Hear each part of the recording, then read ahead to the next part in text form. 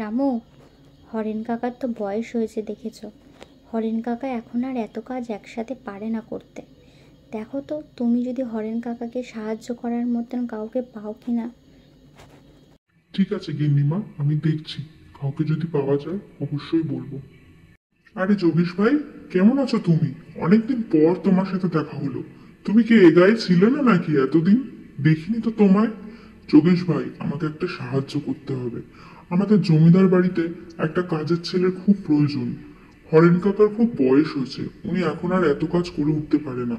গোয়াল সামলানো, চাষবাস দেখা, গরু দেখা। দেখো তো যোগেশ ভাই, একটা যদি কাজের ছেলে পাও তাহলে খুব ভালো হয়। হ্যাঁ ভাই, একটা ছেলে আছে। ছেলেটি আমার নিজেরই। এত দরিদ্রতার মধ্যে ছেলেটিকে ঠিক করে খাওয়াতে পড়াতেও পারি না।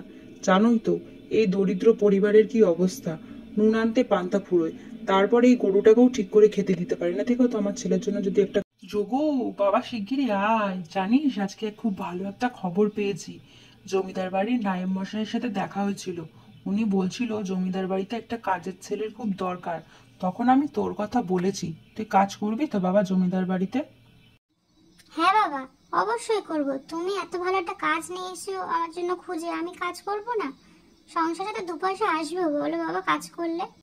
এই, এটাই তো সেই জমিদার বাড়ি।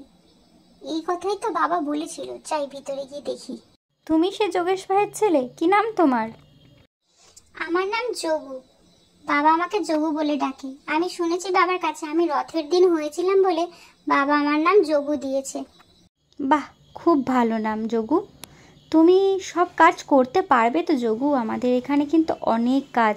গরু দেখতে হবে, চাষের জমিতে গরুকে ধান খাওয়াতে নিয়ে যেতে হবে, রান্না করতে হবে, ঠাকুর সেবা দিতে হবে। হ্যাঁ গিন্নিমা, আমি সব কাজ করতে পারবো। ঠিক আছে, তাহলে চলো সব কাজ দেখিয়ে দিই। পরদিন সকাল থেকে যোগু লেগে পড়লো কাজে।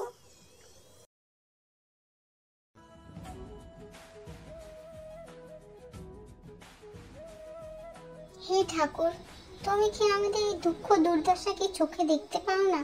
আমাদের এই গরিব ঘরের মানুষকে কি তুমি পছন্দ করো না? রাজামশাই, আমার খুব কষ্ট হয় যোগুকে দেখে, জানেন। যদি আমাদেরও একটা সন্তান থাকতো, সেও হয়তো এভাবেই থাকতো। তাকে হয়তো আমরা পাঠশালায় পাঠাতাম। দেখুন না, যাতে ওকে পাঠশালায় পাঠানো যায়। আমার বড্ড মায়া হয়।